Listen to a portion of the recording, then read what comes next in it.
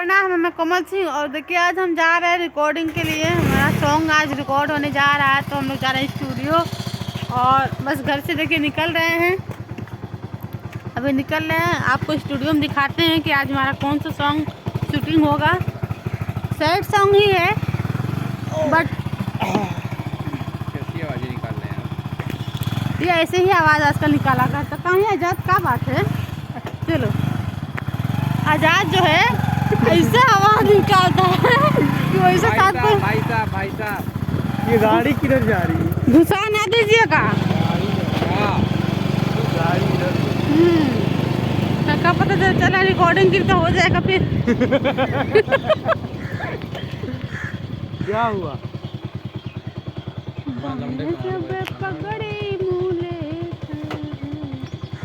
ये जी हमारा चप्पलवा जो है सिलवा दीजिएगा। ये देखिए क्या हो रहा है, हम मुलेठी खा रहे हैं। गिर गया।